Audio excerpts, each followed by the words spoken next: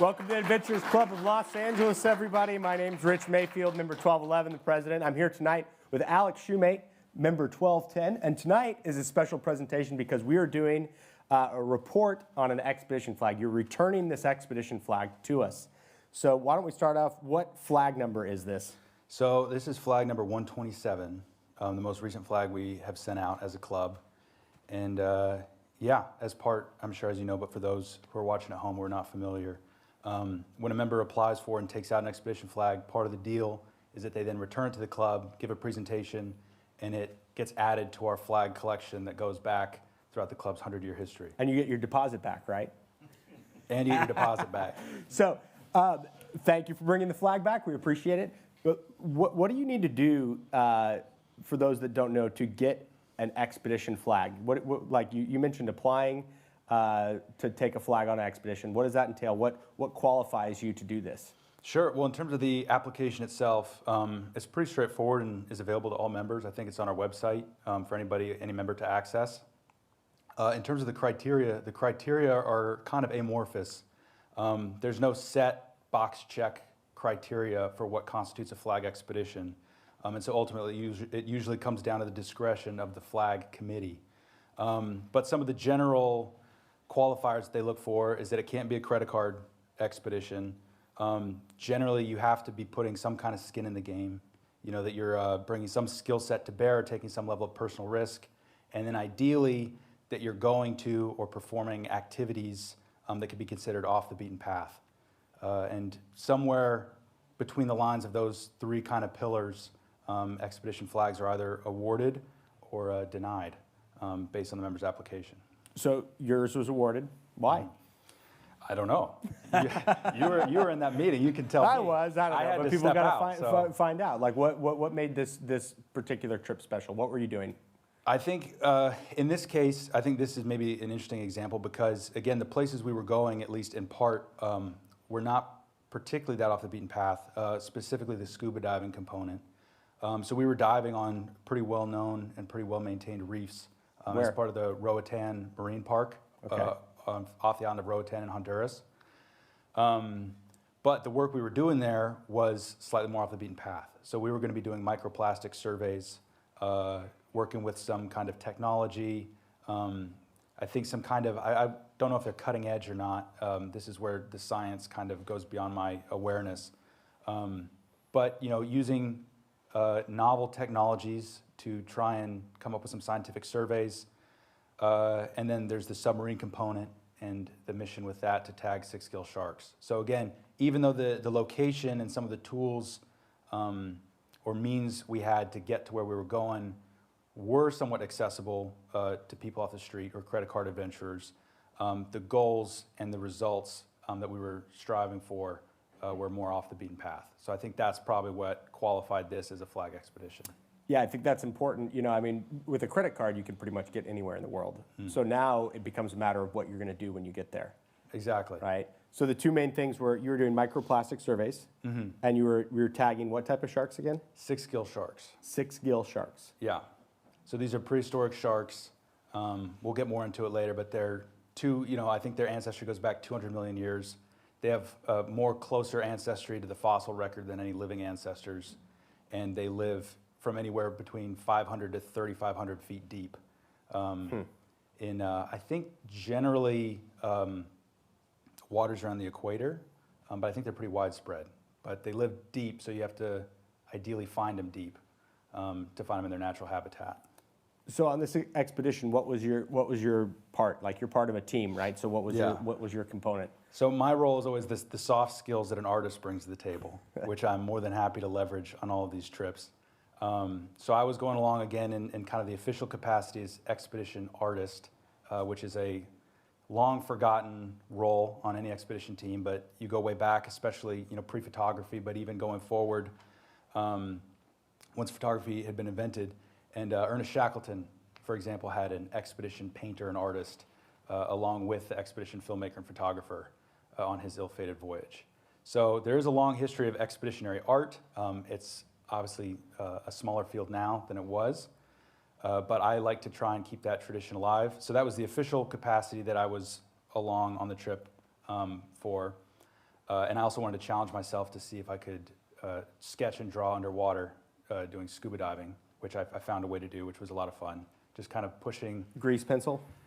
It's Scuba Pro makes it. So the Scuba Pro has some kind of, it's not a slate, it's an actual kind of sketchbook with waterproof pages. And I imagine, yeah, it's some kind of grease pencil, but you can go down there and sketch away and put it in a little thigh pocket and bring it up afterwards. And I still have all the drawings in my, my Scuba Pro sketchbook. So I did find a way to make that work.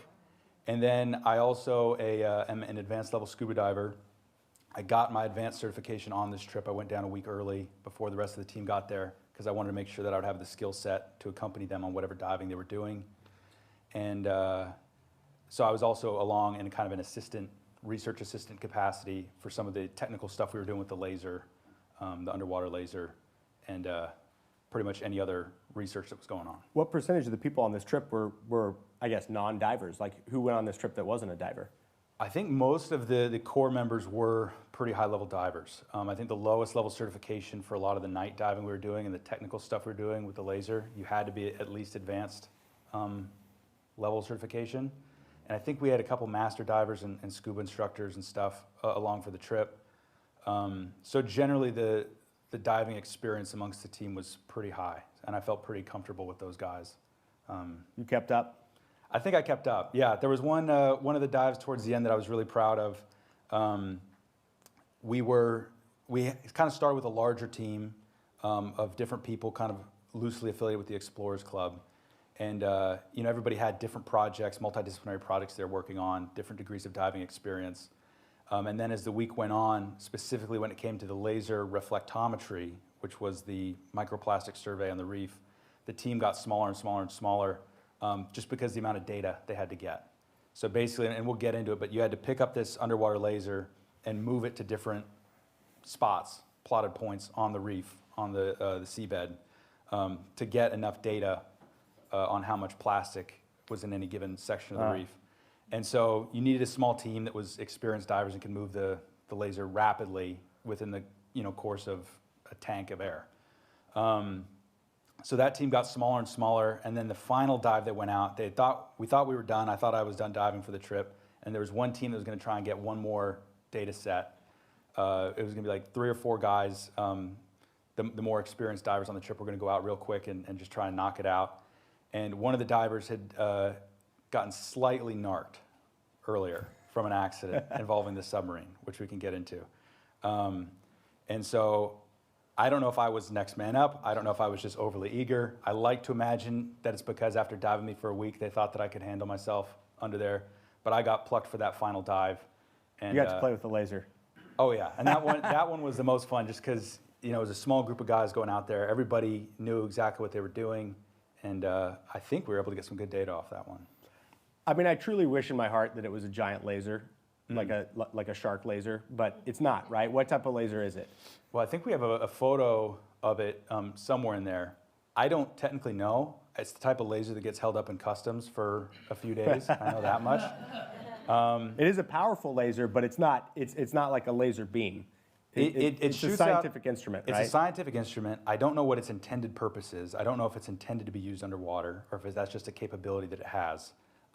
It shoots out, I want to say, an ultraviolet vertical kind of slice beam that is visible to the naked eye. But because of the science they were doing, it had to be done at night and in pitch dark. Because I guess the way that the laser works, and I could be butchering this, I'm sorry if any of the scientists from the team are watching this, is that the laser would reflect a unique light reflection off of microplastics in the water. And so by scanning and kind of doing these vertical slices of the water, it would beam back data to the laser about the density of plastic that it was reflecting off of. So they can quantify the microplastics issue. Yes, I believe that's what the function of it was. Most of what I was told is that the laser was very expensive and that the fiber optic cable that I was in charge of wrangling was also very expensive. And I was told not to get sand or dirt in it and to keep it off of the coral. So for that last dive, I was the laser, or the cord, this $40,000 fiber optic cable cord wrangler for the laser. That was my job. Did you ever do that in production? Like, were you ever the not cord equipped, guy? but the cord guy, yeah. I did a little bit in school. I'm sure anybody that's like a pro cord wrangler is going to see in the video that I did a poor job wrangling the cord. Yeah. But hopefully I get some points off because it was dark and underwater. So. But you're not a scientist. You're an artist. So you know, I want to get back to, we've got video cameras, we've got pictures, and I'm sure you've answered this question 1,000 times. Mm-hmm. Why do we need a sketch artist at an expedition? Why can't I just take a picture? I mean, I might be bad at taking pictures, but assuming that you have a good photographer, what is it that a sketch artist brings to an expedition that a photographer or videographer doesn't? I don't know. I honestly don't know. There's something somewhat intangible about art, and something that's engaging about art that seems to engage people, especially the subject, more intimately than photography does. I don't fully know why that is. Maybe it's the fact that an artist is sitting there and taking time to really study and actively pay attention to the subject that they're documenting. I don't know if it's just a general fascination with a skill set that most people kind of dabble in or grew up, you know, doodling and doing drawings, and you know, kind of gave up, and now they see someone who's taken it and pursued it further. But there's something unique and something fascinating about art that connects with people. And it does that in different ways. You know, I've been on other trips in this capacity because, again, this is my main skill set to leverage. It's been a cross-cultural tool. You know, when there's a language barrier, the art still always seems to interest people. They'll gather around and look at what you're drawing, and if it's a family member or a friend of theirs, you know, they'll get a big kick out of that. But even on trips where, you know, there is no language barrier, like on this trip, I think there was just this kind of general fascination that while everybody else was down doing their dives or practicing their skills with the tripod for the laser or whatever it was, that I was off in the corner kind of sketching people. And I think it's the idea that the effort that it took for me to sit there and make them a subject of a piece took more thought and more care than just snapping photos left and right. And I think outside of that, maybe not so much on this trip because the team was so small and the actual objective was so specific. But sometimes I think, you know, when you're going on trips, and maybe it is connecting with other divers out in the audience, there's something more universally accessible about art. So I'm also part of I'm a civilian combat artist for the Marine Corps. And they have an art program along with all the other service academies that goes back to the nation's founding. And it's a similar kind of situation where they keep these art programs going despite, you know, all the photographic and filmmaking tools that are available now. And one of the main reasons I think that is because art is someone's subjective experience. And because it's subjective, in a weird way, it also can kind of become universally accessible. You know, where if you do a painting of a diver, or if you do a painting of a Marine, or a painting of a, you know, someone from a tribe, yes, in the one sense it is depicting that specific person, but it's also telling the story of everybody who's been diving, everybody, you know, who's been in the Marine Corps, everybody who's, you know, part of that tribe. There's a way that artists are able to kind of edit and consolidate and create a narrative around a piece that I think is more challenging for photographers to do when they're just capturing split seconds with their camera. Yeah, that's interesting. It seems like you get, like, a camera may capture emotion, may capture the story, but you can really tell a story. Oh yeah, right. Just You cut out can the you can boring take parts. all the stuff that doesn't matter away and just put the important stuff Yeah, in there. absolutely. That's pretty cool. And for me, like I said, on this trip too, I like the challenge of seeing like what difficult places you can draw. And I think there are some painters, I need to look more into it, but I'm almost positive there's a handful of painters that actually would paint paintings while scuba diving. Oh yeah? They'd go down to the 20 feet and set up an easel and do a whole painting. And there's some very early, I should have included it in the presentation, but you can look it up, I'm sure, at home. There's some very early sketches from some of the first, they weren't bathyspheres, but kind of early diving machines, you know, where it'd be almost like a diving bell that would go down. Right. And an artist would swim down underneath and would do these really detailed paintings and sketches of the reef and what they saw down below. They probably definitely got narked. Maybe. I don't know. I don't know how deep they were. But at the same time, I mean, at that time, especially before photography, like that must have been the coolest thing in the world because you're doing artwork of these fish and these reefs that nobody's ever seen before. They're down there for like 10 hours. Maybe. Just sitting on a little bench while their feet get all pruny. Yeah, and then they come up with their piece. So you casually mentioned one person had some issues because there was a submarine. You kind of skimmed over the submarine. I think that, and we had some. Well, does that guy have a diving helmet on? No, we didn't do any hard hat stuff. No hard hat. I love hard hat stuff. I've never done it. I would love to do it. Because I've seen some of your sketches that depict someone in a hard hat. I think they're the coolest thing in the world.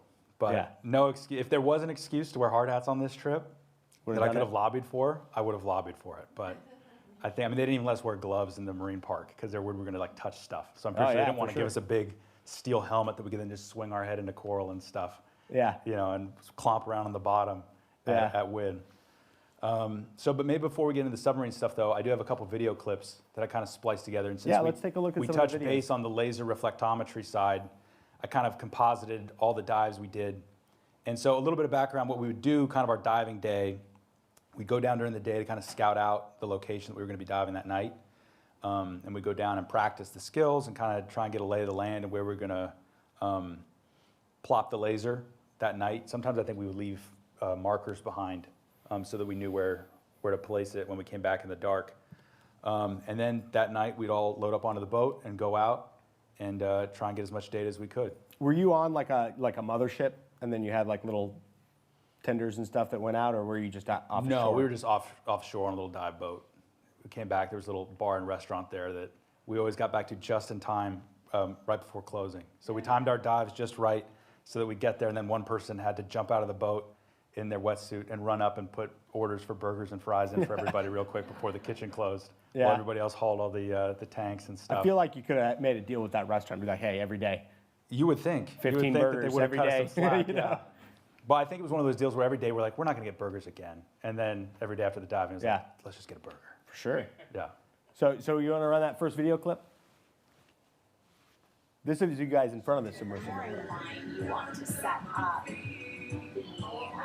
tripod, because we can use that mooring line as our reference point. And that actually works out well. So this is the planning process, right?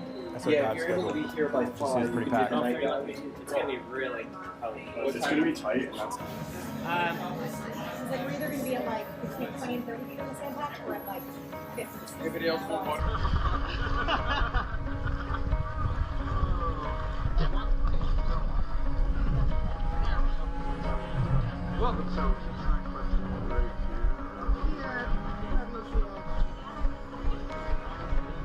And you just launch from the shore every day? Mm-hmm. Just push the boat off the beach? Then we can go whatever speed. You see there's a plankton tow. Nice. So they always do little scientific experiments everywhere we went. You know, they had a plankton tow to check microplastic levels at the surface, and then we got some samples from the water as well. Oh, okay. Oh, so you went full board.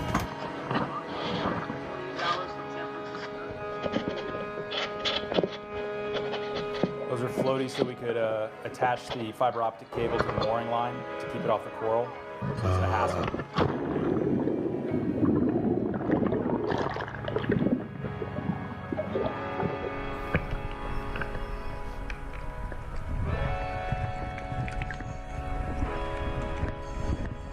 So you would set this thing at like sunset and then kick it off? Yeah.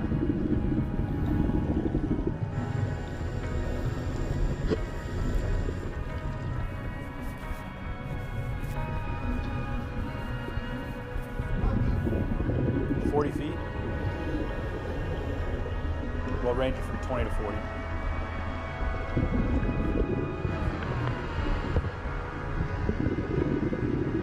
This is you wrangling the cable?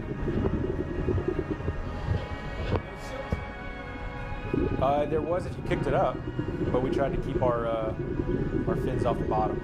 It looks like a clean loop to me. I appreciate that. Like I said, this was about a weekend, so I'd had some practice. So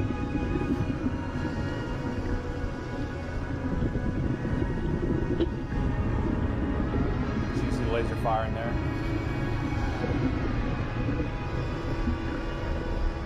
But in order to get good data off the laser, we would plant it, and then we'd have to kill all lights. Any exterior illumination we had to kill, and just sit there in the dark for about 5 minutes until it got enough data. So it's a 5-minute data collection period. Yeah, something like that.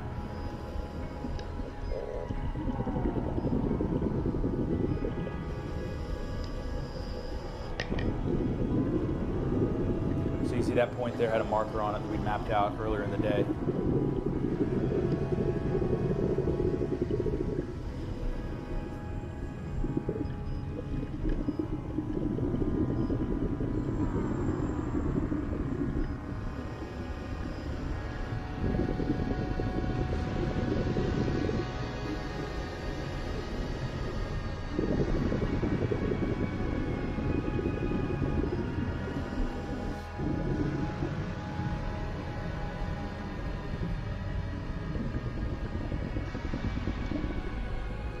Lights would kick back on, and there'd be a bunch of people around you that you didn't know how they got there. You have to like quickly swim yourself away. You clear float yourself. into people and bump them. Oh, Sorry, yeah. sorry. Yeah, exactly. And you hope it's a person. You're sitting there in the dark, and you're like, I hope that was a person. And did someone bring a boombox with this spooky music? No, this is. You added that later? This is filmmaking. Okay. Yeah. But it was pretty eerie. You'd sit down there in the dark, and there was some slight bioluminescence that you really couldn't see when the lights were on. But they call them string of pearls. I think they're pretty famous down there. And they just kind of float vertically. I think they said technically it's something like plankton they're throwing up.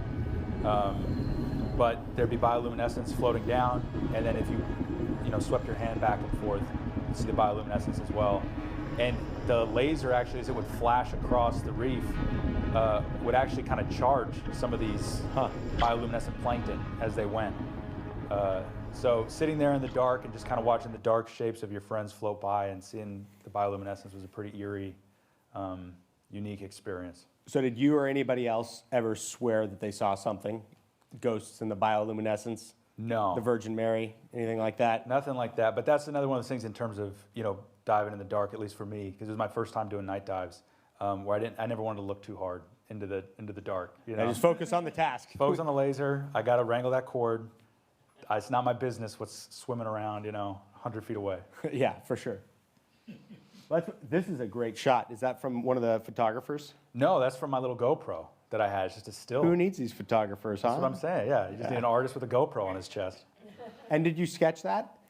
I did actually, but I just realized I didn't put it in my deck.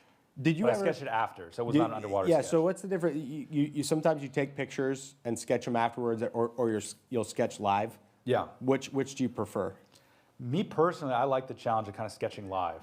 I think I have a bit of a perfectionist tendency when it comes to art, so the more kind of pressure I can put on myself to come up with something on the spot and just kind of stick with it. Get it done.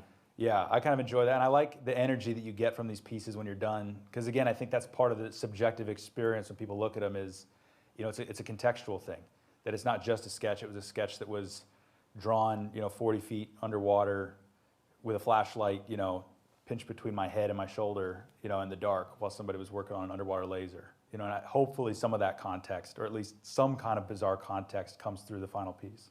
That's pretty wild. Did you ever sketch? I saw that laser shoot, and it really is cool. It's got this beam. Yeah. Did you ever sketch the laser beam? No, well, in that one sketch that's not on my deck, the laser was firing in that sketch, so I'll have to find it and post it somewhere. I feel like that would have like a sci-fi element, and I personally haven't seen a lot of sci-fi stuff in your work. No, well, I think if anything, that'd make maybe a cool painting to really get that purple color of the laser too. Like some of the shots at the end there, especially, I don't know if it was good to have it blasted into his eyes like that, but our main scientist on the trip, when he was adjusting the laser, it's just like going right down the side of his face. Right in his face. I thought is a pretty cool image, so maybe that'd make a cool painting one day. That is pretty cool. And then, so you also talked about the shark aspect of it. You said these sharks start at 500 feet? Yeah, so the next and the big element, I think, the more novel aspect, because, surprise, there was plastic in the water.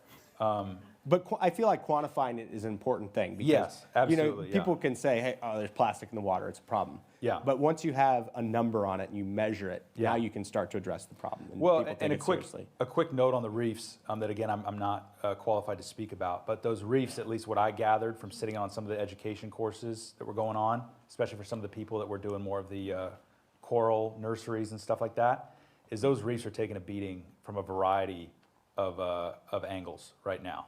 There's coral bleaching that's happening. There's like this white fungus that comes through and bleaches all the coral. They think it's coming from ballast tanks off cruise ships, that's how it's getting spread to all these reefs around the world. And you can see there's efforts to actually have divers go down and put like this antibiotic paste on some of these afflicted corals. But as you can imagine, it's like trying to put out a fire with a squirt gun. You know? There's also problems with the water temperatures due to changing climate. The water is not cooling like it used to, so the corals, that's messing with their annual cycles. I think their photosynthesis. Somehow it's the constantly warm temperatures are messing with the coral's ability. Land degradation is bringing in a lot more silt. Some of the mangroves and stuff along the coastline that usually help to keep silt coming down from the land in check. Those are being cut back or shrinking, and now you're getting silt that's coming and covering up the coral and affecting their ability to feed. So the reefs are taking a real beating, and we think plastic might be a contributing factor because I think recently scientists are doing studies that are indicating that some of these corals might actually be feeding on the plastic in the water, which is obviously not good for them, and could be exacerbating the myriad of issues that they're facing. So that was the one angle of it, was these coral surveys. The other angle was studying these sixgill sharks, and like I had mentioned, these sharks live at pretty significant depths. Occasionally they'll come up to the surface, especially at night to feed. And prior to this, there's been some limited scientific studies on them that have tagged them at the surface. But apparently the issue with this is the data they get back, at least for the first 48 hours, is really sporadic. That it seems to cause some kind of freak out period for them to be drug up to the surface or lured up to the surface like that, tagged at the surface, before they get back into their normal migratory patterns. So the challenge on this one was to see whether we could tag the sharks at depth where they live. And I believe it was a novel thing. I think it was we were the first people to ever do it, although I was doing some pre-talk cramming on the topic, and it looked like a team from OceanX and National Geographic might have also been trying to tag sharks at depth with a submarine back in 2019. So we'll have to go back and check the tape and see who got down there first. But between us and OceanX, I think we had a pretty significant handicap of getting down there. So at least one of the first teams to get down there and tag these sharks at depth. And the way we did that was by acquiring the services of a homemade submarine that lives on Roatan. Homemade Roatan submarine. Yeah, so the inventor of the submarine is a guy named Carl Stanley. He lives down there. He lives down there now. I think he's from Kansas, I want to say. I could be He wrong. built in his 2-car garage, I bet. But he started building submarines when he was 15. This is the only 3-sphere submarine, or built from 3 spheres of differing sizes, titanium spheres, that he's just been innovating on his design since he was 15, and basically lives down there, takes the submarine out, gives people tours, takes all that money, puts it back into the submarine to retrofit it, improve it, all kinds of stuff like that. And it's not a scientific vessel, though. It doesn't have any scientific capabilities. So the challenge for us going down there was to kind of MacGyver these scientific instruments that could take deep water samples and also tag sharks via spring-loaded harpoon at depth. And so that was a pretty cool engineering challenge that I got to witness unfold. So you got to put a harpoon on the front of you got to strap a harpoon to the front of the submarine. You got to weaponize the sub. Yes, we had to. Yeah, it's pretty cool.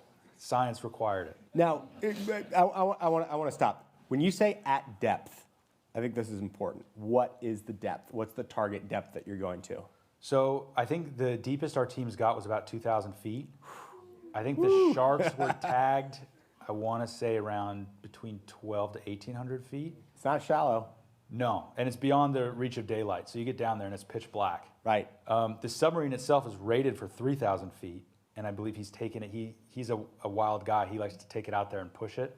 His first submarine is actually, I have a picture of it. His first submarine is actually sunk in the harbor because I think the story is that he took it down so deep that there was some degree of crushing that happened to the point where he was able to get it back up to the surface, but it was not salvageable as a sub anymore, and so he scuttled it and started work on the current model, which is the one that he's been taken out more recently. But it was pretty cool because on our way down, this guy obviously loves submarines. He's just a geek for all things submarines. And he was talking about reading a book recently by one of our members, Richard Slater, views from the conning tower, Yeah. which I'm sure is a fantastic book, but very niche. And he had read it and was talking about it. I was like, oh, well, he's a member of the club, and he's talking about Anatoly Segalovich and all these other submersible captains and explorers. And so when I got back here, I lined up all their buttons, the ones that we had accessible, and took a picture of them and sent it to him and said, this is why you got to come check out the club next time you're in LA. Very cool. Yeah. So this sounds like it's home built, and you wrote it. How Yes. did that feel? Being inside of it? Yeah. It was a unique 'Cause- experience. Yeah, outside it's black and instant death. Yes. It's always one of those, I'm always fascinated by, especially in the world of exploration, anytime there's this thought of human beings being where they have no business being. Like I'm For sure. fascinated by the corpses on Everest. Morbidly so. Fascinated, there's another photo in here I think it's in the video. But on the way down, there's a scuba gear from a diver that committed suicide that's been trapped on the shelf there as you drop down.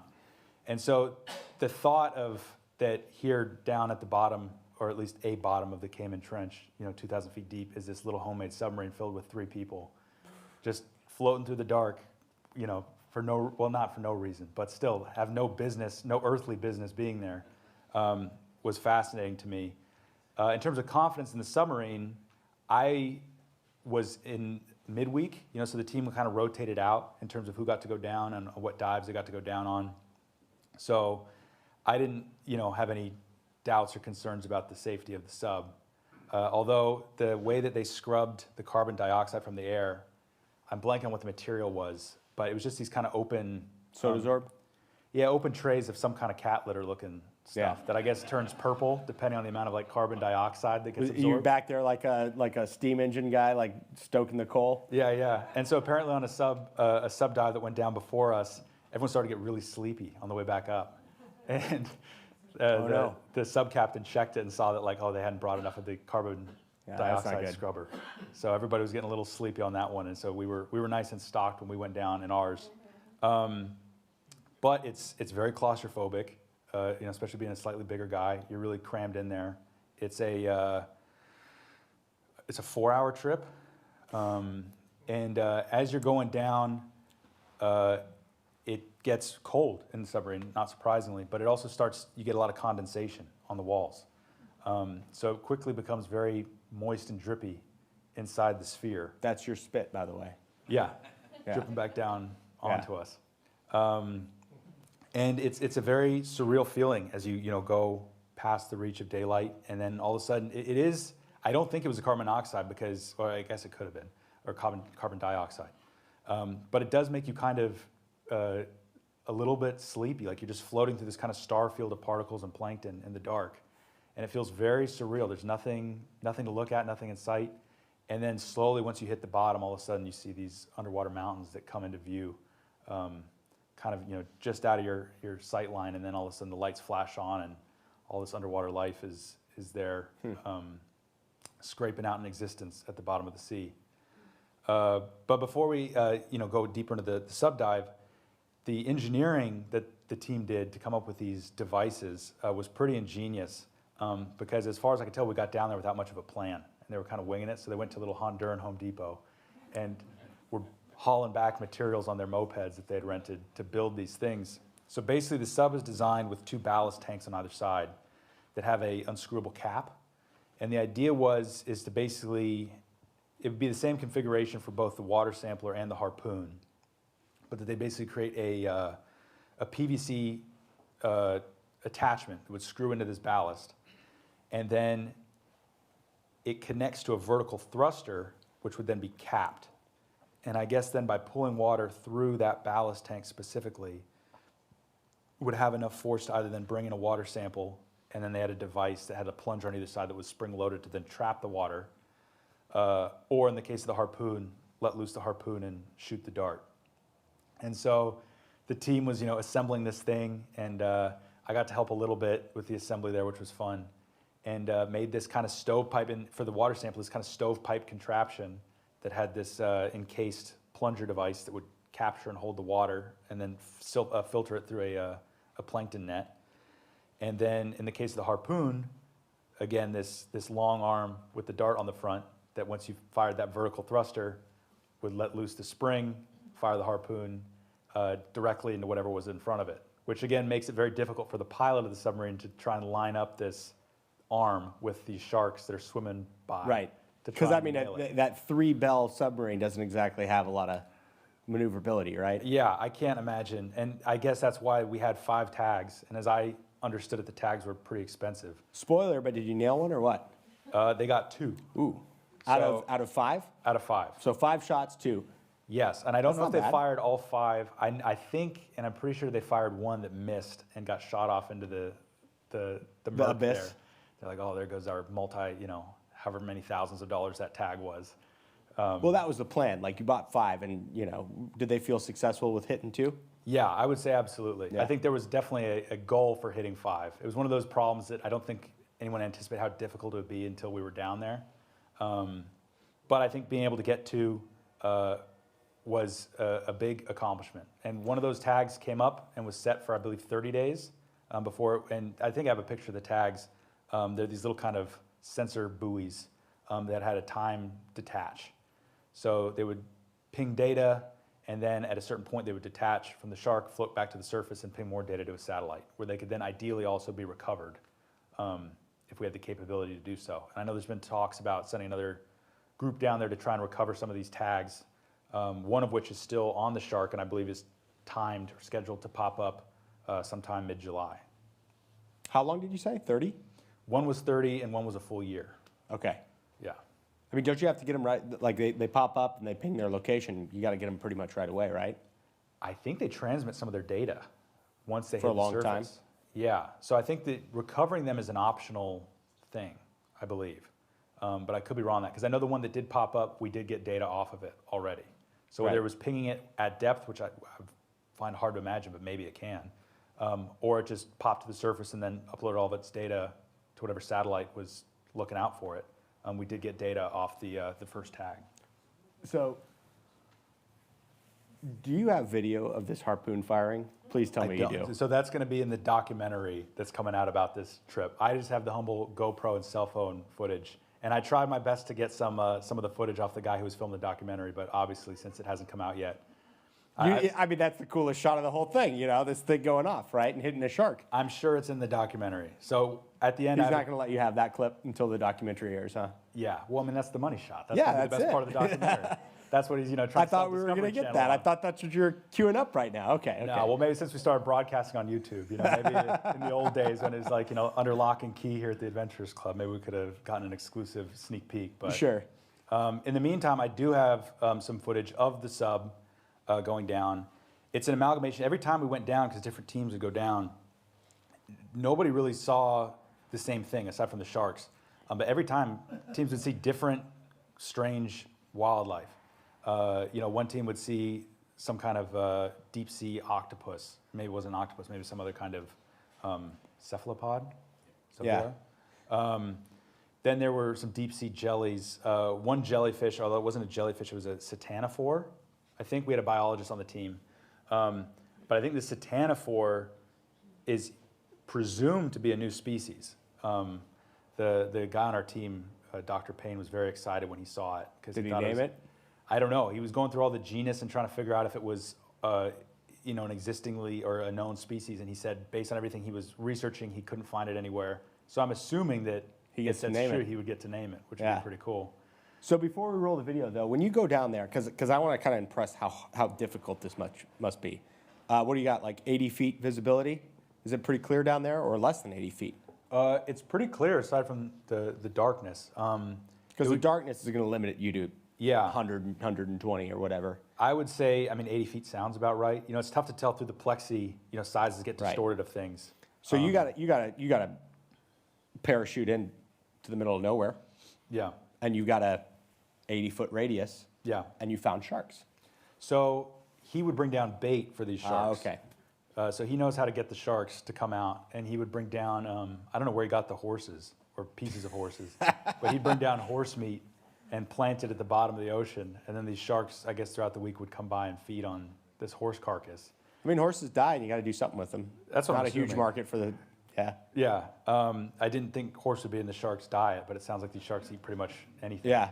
The frozen bait ball type deal. No, it's just like a leg of a horse tied to the, So you just drag that down? yeah, just tied to the submarine. And then it would just get, somehow he'd detach it and park it down there and they'd come out to feed. So the sharks, unfortunately, the dive I was on, we did not see any sharks. I do have some footage of the sharks that was taken from another team that went down and saw them. So I didn't get to see the sharks personally, but at the same time, when I first signed on to this trip, the sub was totally full, the sub schedule, so I didn't know if I was going to be able to go down in the submarine at all. So I feel lucky that I got to go down. Didn't see the sharks personally. The weird, cool fish that we got to see was a little two-legged fish that lives at the bottom of the ocean. It's the weirdest, most pathetic-looking fish you've ever seen. But it has 2 legs, so that's Yeah, two it more just- than most fish. It sits down there just walking around the muddy seabed, eating shrimp or I guess whatever it can get. Little its does hands it know on. it's about to evolve. Yeah, now we got to get a tag on Crawl one of out. those guys. That's Yeah. the next mission. See, we should have gotten down to tag the little two-legged fish. Yeah, they come to town every once in a while, I right? bet no one's ever done that before. Yeah. All right, so you want to roll this video? Is it time? Sure, All let's right. do it. So here we have a few of our wildlife computers tags. These are the tags that we're going to use to track the sixgills and contribute to some sixgill shark research.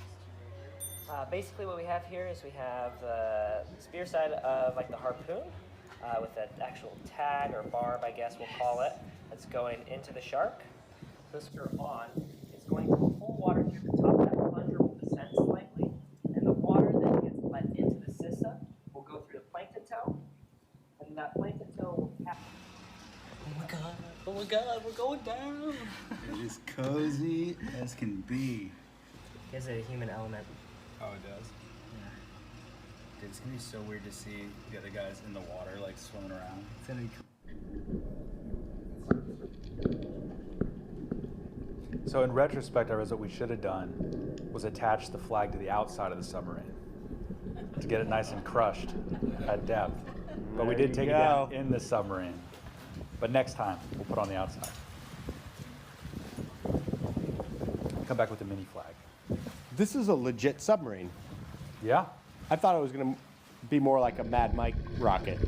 I mean, it looked legit. Again, I don't know anything about submarine engineering, but it seemed like it It's real clean. seemed pretty seaworthy.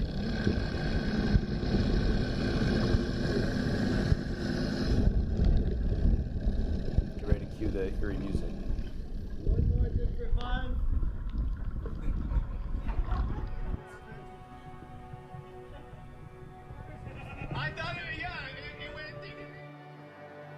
So this left from shore, it didn't get towed out. There was no sub tender or anything like that. Just has little propellers on the back. There's its sunken brother.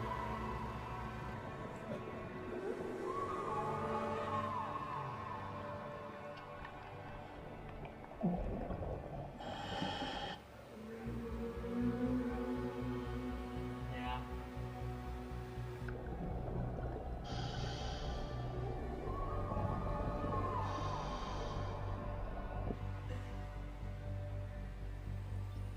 Fucking now we gotta wonder where the hell the current put us. We are like probably way the fuck. Yeah, where's the current? There's 2 of us in the main compartment and then the captain, who's standing up vertical on, and he's got viewports all the way around. Views from the conning tower. Absolutely. There's the scuba rig.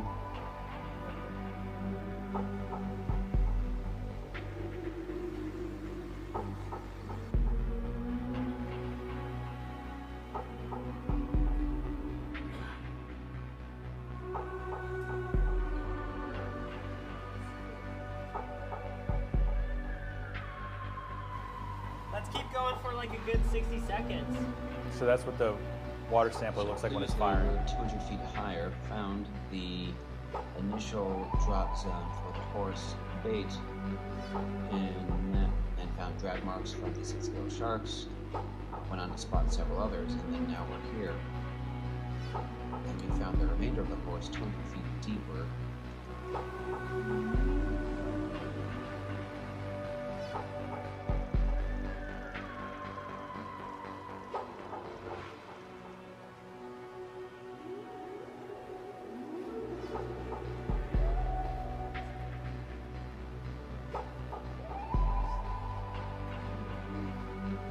these sharks generally grow to be about 18 feet long. Yeah.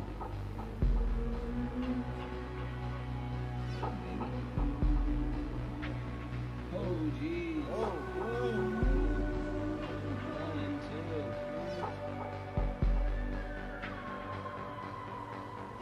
two sixgills swimming around us. Right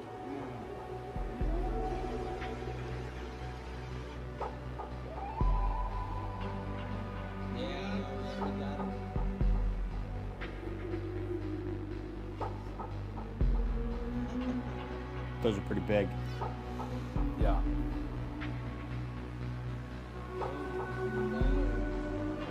And the 6 gills is unique. I guess most shark species have 5. So that's their identifying feature. Or at least one of them. And then they would fade back into the murk. Ooh.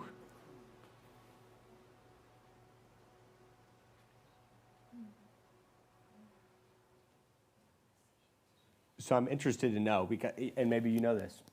So here we have a few of our wildlife.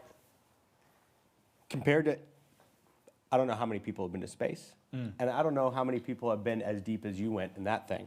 But what do you think the comparison is? Do you think that more people, because I know that the ocean floor is incredibly unexplored. Yeah.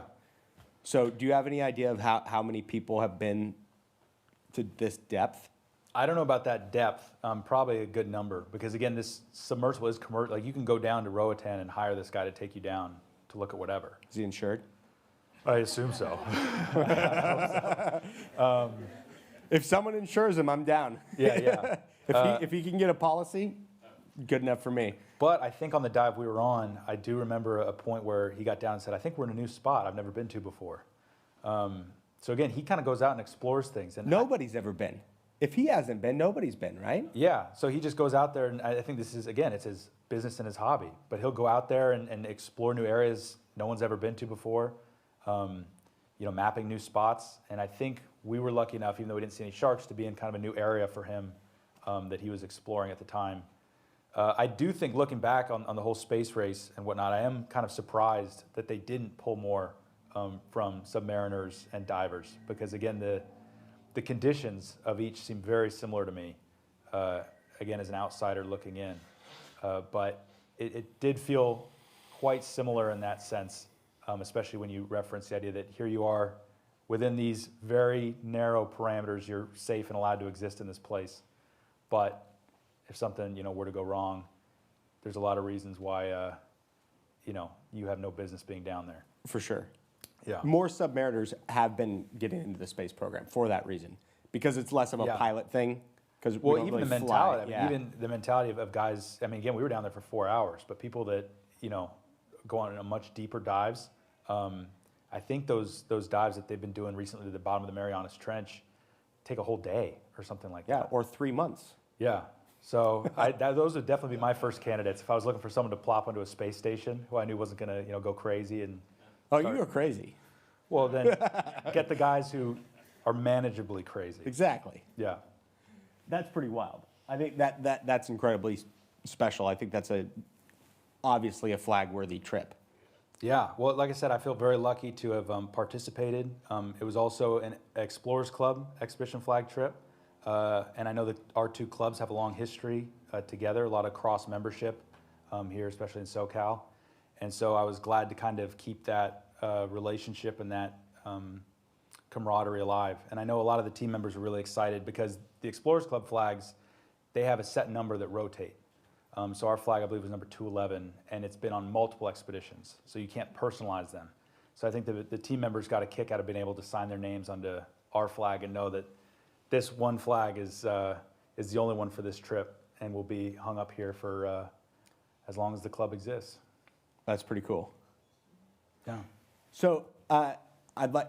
Do you have more pictures to show, or can we open it up to the audience? I think we can. We have, I think, a couple slides about data, if anybody's interested in at least some of the preliminary data. So this graph here, and again, I don't even know how to read this. This is Explorers Club stuff. This is Explorers Club science guy stuff. It's a scientific aspect. No, I'm interested. Can you explain this? Although I will say a funny anecdote. Our lead scientist, a guy named Steven, he looked like Irish, like Aquaman down there for all the dives. He would swim with a side-mounted tank, and he'd go shirtless because the water was really warm. Aquaman doesn't have tanks. That's his thing. He can breathe He was underwater. doing his best, but I guess his first day when he got there, he got hustled on the street by someone who was braiding hair, allegedly for free, but then wanted money after Oh, the yeah, fact. yeah. So he had these braids the whole time, and we would go on some dives, and some of the dives we go on, especially during the daytime when we were scouting locations. A couple guys got their fishing licenses to fish for lionfish, so they had the little spring-loaded harpoons, and so he'd be swimming around with his harpoon, his little trident. You have to pay to hunt lionfish? No, you have to take some Okay. kind of course though. That make sure you kill them right? Yeah, you Yeah. knew what to shoot, what not to shoot, all kinds of stuff like that. For those that don't know, can you fill everybody in on lionfish? Yeah, lionfish, as far as I understand, are just a really invasive species of fish that are doing all kinds of harm to reef populations and stuff like that. And so in many cases, I don't know if there's a outright bounty on them. I think there actually was, but you can also eat them and cook them. Really? Yeah, if you prepare them right. And so they're happy to have divers go out and fish for them. They just want to make sure that you're not going to be shooting, the harpoon into coral and sensitive species and stuff like that while you're on your hunt. But Steven, our lead scientist, would understand all this data. But the chart that was just up was showing, I think, six-gill sharks that were tagged at the surface. And I think what it's indicating is those first kind of sporadic lines at the front there are part of that frenzied period. What right is after the period on this data? This looks like they're going. This is depth data, I think this is data when they're tagging them at the surface, and then tracking them once they go back to depth. but the vertical is depth, right? I believe so. And yeah. then time. So what's the time period on that? I'd That have period to when look. they're up at the top and the period there at the bottom. I would have to look closer. I don't know offhand.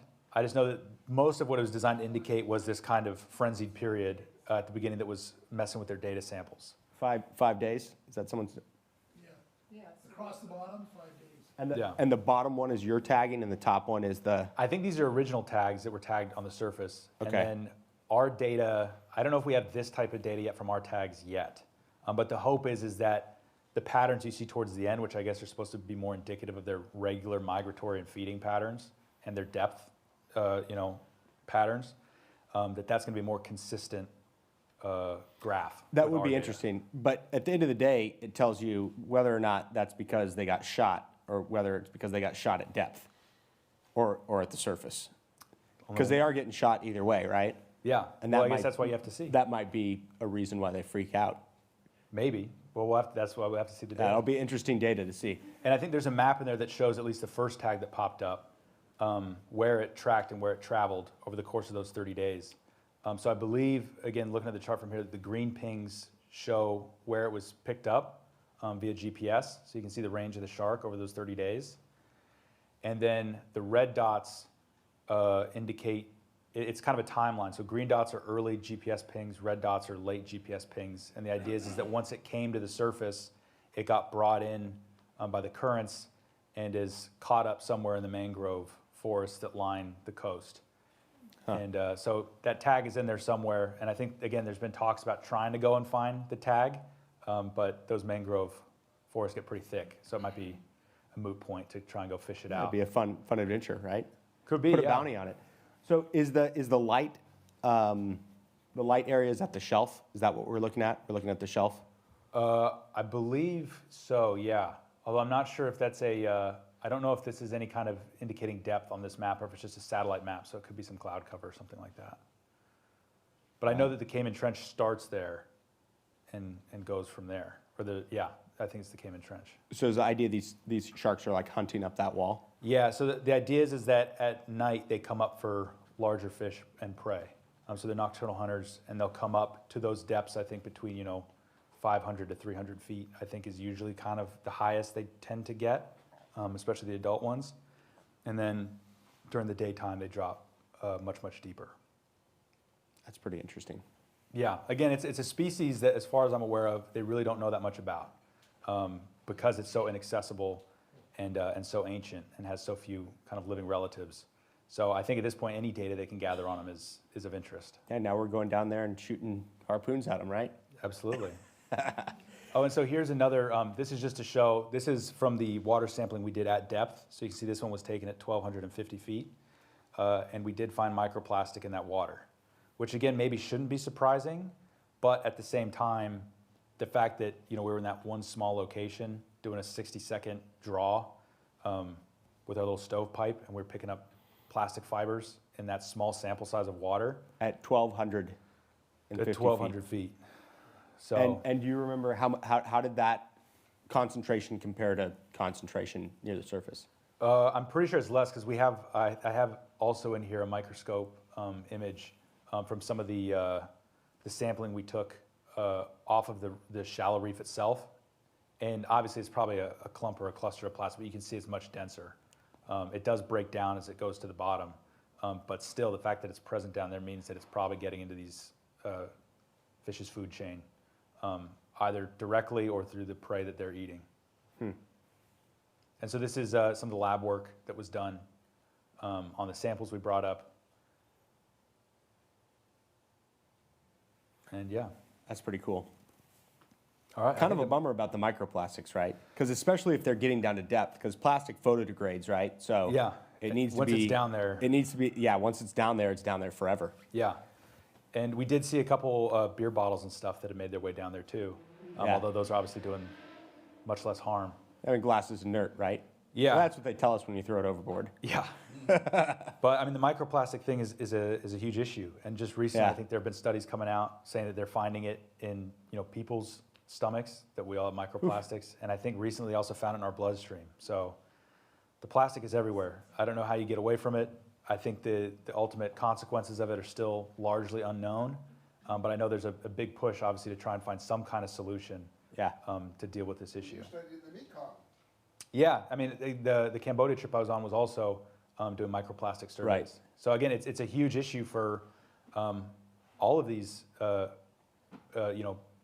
marine bodies across the world, but especially communities that rely on fish and rivers and lakes and oceans, either for food or to make a living. It's definitely impacting them way harder than anybody else. Yeah.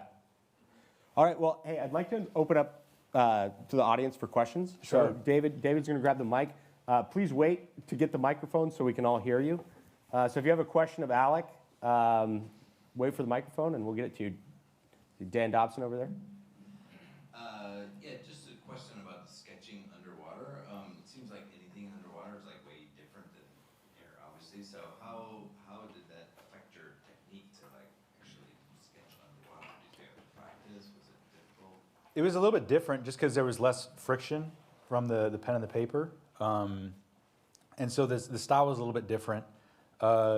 But the experience was pretty similar. I mean, the weird thing, I don't know how I didn't bump into more stuff, because I would just kind of get tunnel vision on these dives, and I'd just follow along with somebody kind of just sketching them as we went. And then before I knew it, everybody would be going up to the top, and I had no idea what fish we saw or what reefs we saw. I was just completely zoned into the sketch.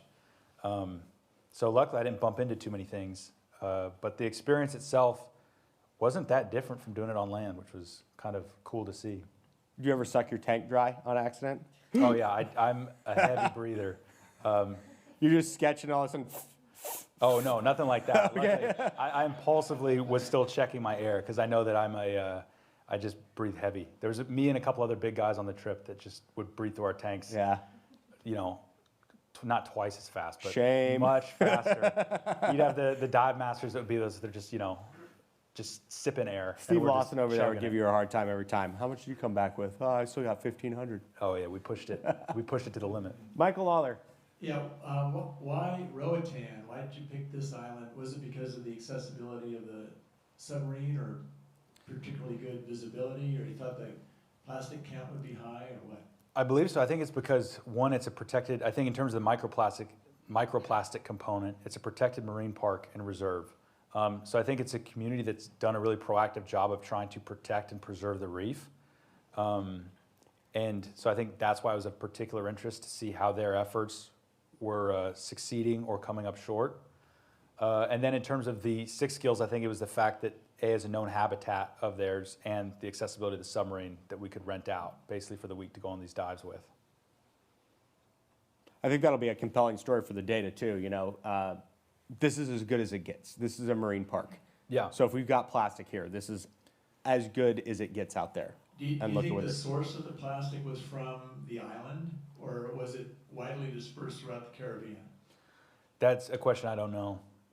You know, and in some cases the plastic could be from decades ago, you know, prior to it being a marine park. I really have no idea.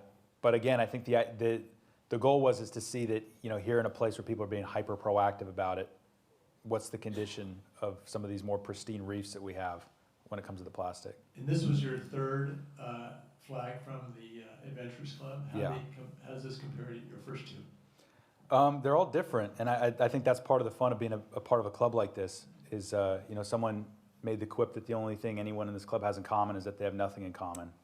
And so, you know, to be able to go on a bunch of different types of expeditions has been great.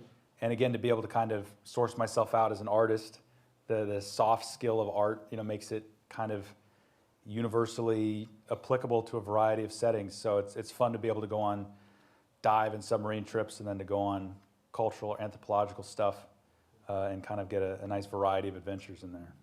It's pretty cool. Back there in the back. These large collections of plastics swirling around in the ocean, are they still referred to as a North Atlantic gyre, Pacific gyre, or so, or are they so diffuse that they don't even have that nomenclature any longer? That's another question that I'm just not qualified to answer. I'm sorry, I wish I was. Maybe someone can chime in after the fact in the chat or something like that who knows more about the condition of some of these great Pacific garbage patches or these massive plastic islands that are floating around in the oceans. Well, you had to use a microscope to view these plastics, right?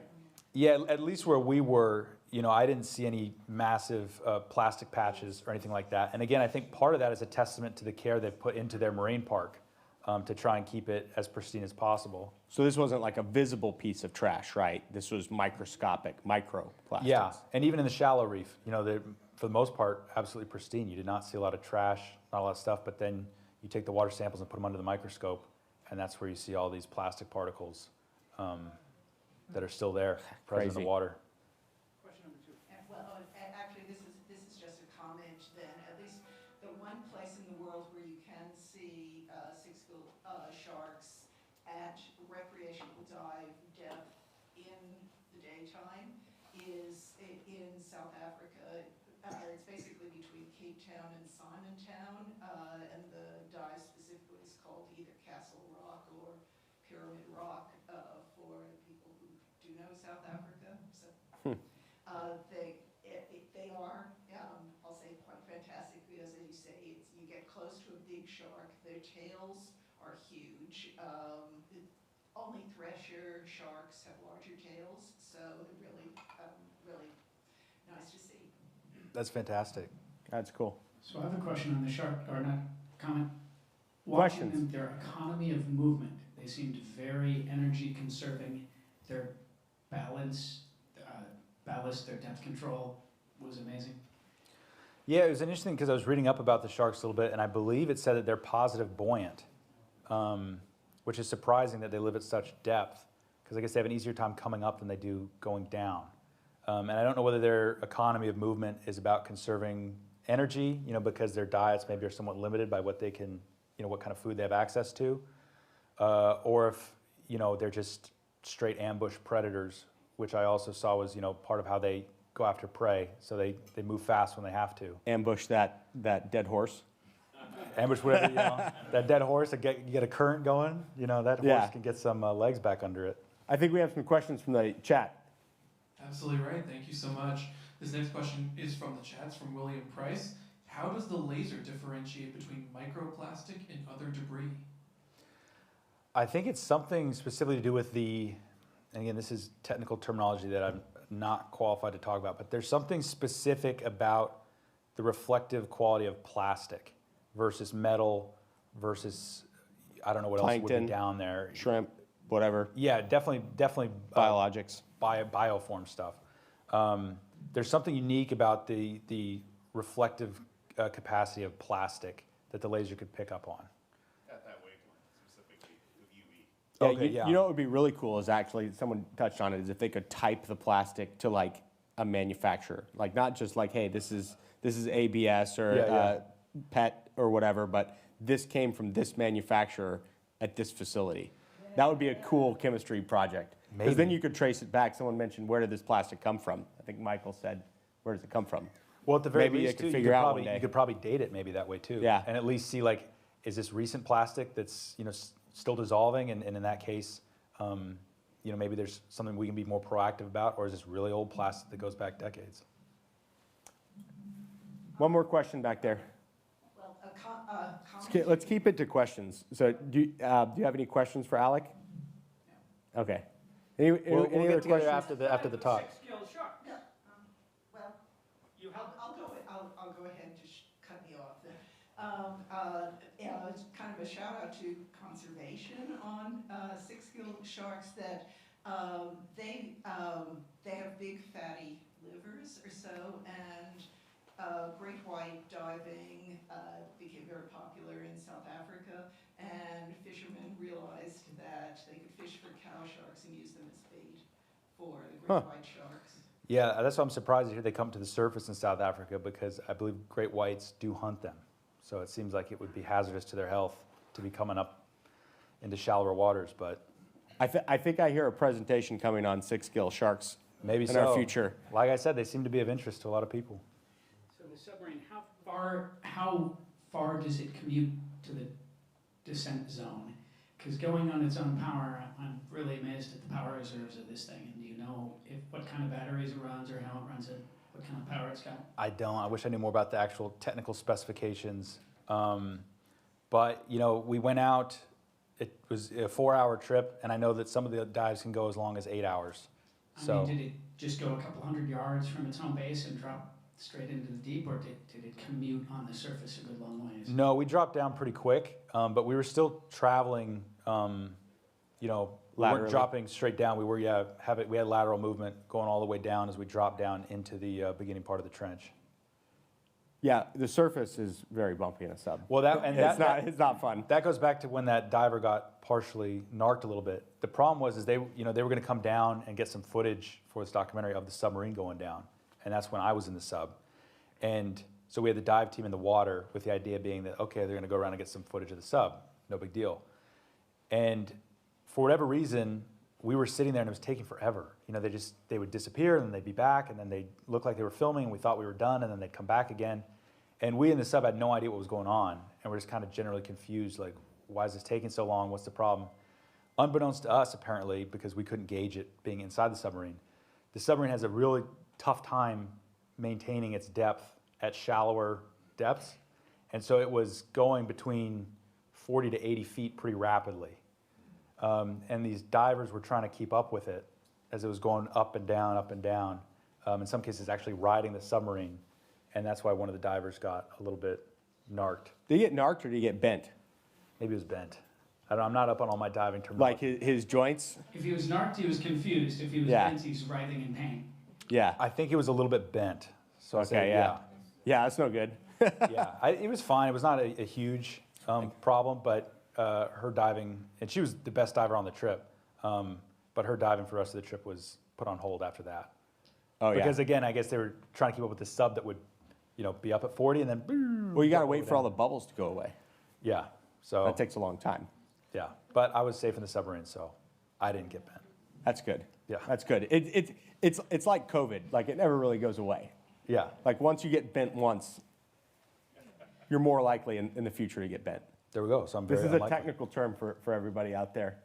Guess what was the technical It's term for the nitrogen bends? dissolves in the blood and then expands. When Does you get to anybody know the surface. technical term for nitrogen? It's the bend. Decompression sickness. Decompression sickness. That's right. Yeah. And being DCI. narked is nitrogen narcosis, which Yeah. I think is pretty damn cool. I know people that like being narked, but that's when you breathe too much nitrogen, it has a drug-like effect. Yeah. Yeah, Scotch does it too. Yeah. All right, any more questions for the audience? Well, thank you, Alec, for coming. Thank you for returning this flag to us. you. I think this was a well-earned flag, and we appreciate you coming back and telling the story. Phenomenal. And so we have one more thing to show. We do have a trailer for the documentary Ooh. that is currently still being shopped around, but hopefully it'll be out sometime in the very near future. It's put together by our team member, Greg Taylor, who actually lives in Eagle Rock. Unbeknownst to me, I ran into him at when I first got down there. The team hadn't arrived yet, and I was at the bar and saw a guy with an Explorers Club hat on and figured, well, that's a promising sign. Yeah. And it turns out he lives in Eagle Rock, just down the road from me. So he's put this documentary together. I encourage you to follow along with him and check in on the progress of it. There could be potential fundraising opportunities for it coming up soon. I'll keep you all posted on that. But in the meantime, we have this trailer to check out. I started building the first sub in my parents' backyard in New Jersey when I was 15. This type of research and exploration is difficult, but that's not stopping us. There's so little we know about the sixgill shark.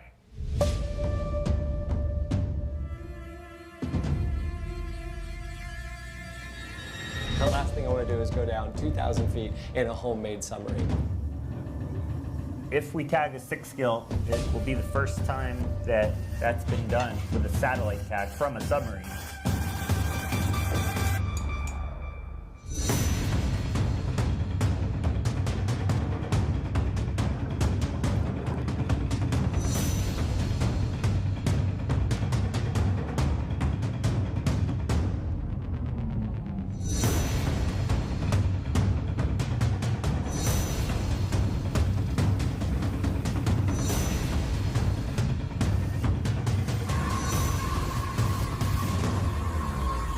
It's going to be right in front of the spear.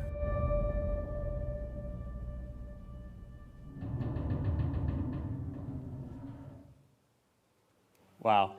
It's pretty cool. I really want to see him hit that shark with that harpoon. I'm sure the shot's in there. So I hope everybody keeps an eye out for the documentary. I'll keep the club posted on it, and hopefully we can have a screening or something here someday soon. Absolutely. Well, hey, thank you for coming by once more. And for those of you joining us online, thank you for viewing and coming to the Adventurers Club virtually. And we'll see you all next week. Thank you.